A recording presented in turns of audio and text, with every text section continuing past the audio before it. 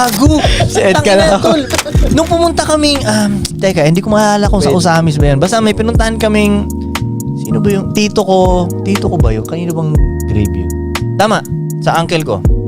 Tito, anong pinagkaiba nun? Basta yun. Yung, niya, Puntod. puntod yung niya, punta graveyard. sa sementeryo, di ba? Tapos, si tatay, biglang naglakad ng konti. Sabi niya, kuya, ito to siya. Kamag-anak din namin to, yung tinuturo niyang puntod Ito siya, may history talaga ito siya nagawa. Siya ang kauna-unahang sa history ng Pilipinas na nang hijack ng eroplano. What the fuck? Sabi ko, paano nang hijack?